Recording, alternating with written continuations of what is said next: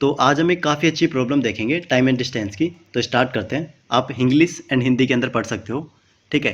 तो मेरे पास दो पॉइंट है पी एंड क्यू, और उन दोनों के बीच की डिस्टेंस कितनी है डी। तो यहाँ पर देखो ए मेरे पास पर्सन है ना, वो क्या करता है पी से स्टार्ट करता है, और जो बी पर्सन है वो क्या करता है क्यू से स्टार्ट करता है। दोनों एक तरफ चलते हैं। तो वो कहाँ मीट करते हैं, वो कुछ यहाँ मीट करते हैं कि जो पी से डिस्टेंस है ना वो कितनी होगी 0.4 डिस्टेंस होगी। तो इसका मतलब क्या हुआ कि जो ए है ना ए उसने कितना चला 0.4 डी, तो बी कितना चलेगा 0.6 डी, ठीक है इतना चलेगा।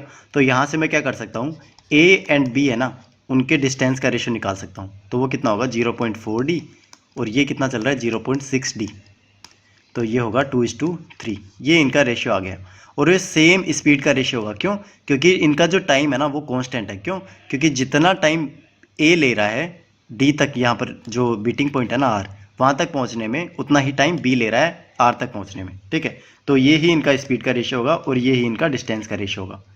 अब ये बोल क्या रहा है कि वो 4 बार मीटिंग करते हैं, ठीक है। उनकी 4 बार मीटिंग होती है, और वो मीटिंग कैसी होती है कि जो पी एंड क्यू दो पॉइंट है ना, और ए एंड जो बी है ये टू एंड फ्रो मोशन करते हैं। वो क्या होता है, ए बी तक जाएगा, मतलब ए क्यू तक जाएगा, उसके साथ ही बी भी स्टार्ट करेगा पी तक, फिर वापस ये दोबारा जर्नी स्टार्ट करेंगे, क्यू पी तक आएगा, फिर पी से क्यू जाएगा, ऐसे टू एंड फ्रो मोशन चलता रहेगा ही।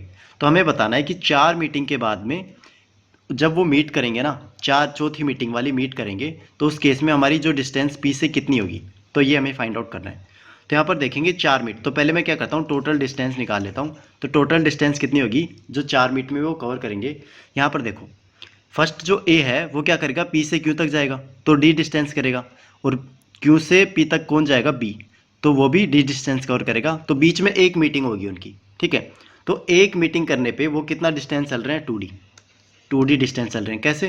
क्योंकि ए बी तक, ये क्यू तक जाएगा और बी पी तक जाएगा, तो बीच में कहीं मिलेंगे। तो ये जो 2D है ना ये डिस्टेंस उन्होंने कवर कर ली। ऐसे ही ये पहली मीट हुई, ऐसे ही दूसरी मीट होगी 2D, ऐसे ही तीसरी मीट होगी। फिर जो चौथी मीट होगी ना उस केस में क्या होगा, देखो चौथी मीट जब होगी ना वो यहाँ से यहाँ तक चलेंगे और वो यहाँ से यहाँ तक चलेंगे, तो वो बीच में रुक जाएंगे चौथी मीट पर।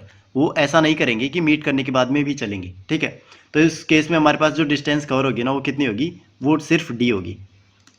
तो ये हमारे पास टोटल डिस्टेंस होगी कितनी 7D।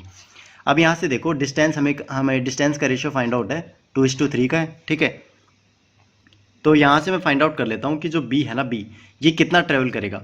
तो बी की डिस्टेंस मैं फाइंड आउट करूँगा डी बी, तो ये कितना होगा 3 अपॉन में टोटल डिस्टेंस कितनी है 3 + 2 5 इंटू में 7D, तो ये आएगा मेरा 4.2D।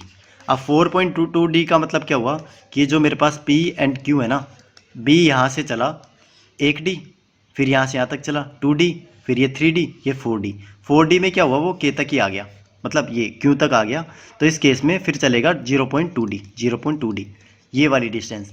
बट हमें बताना क्या है कि जब वो चौथी बार मीट करेंगे ना तो P से हमें डिस्टेंस बतानी है। तो यहाँ से यहाँ तक की डिस्टेंस कितनी होगी 0.8D। क्यों? क्योंकि यहाँ पर 0.2D है, उसको हम D में सब्ट्रैक्ट करेंगे 0.2D को, तो हमारे पास 0.8D आएगा। तो ये हमारा आंसर होगा। तो ऑप्शन ए हमारा यहाँ पर करेक्ट आंसर होगा।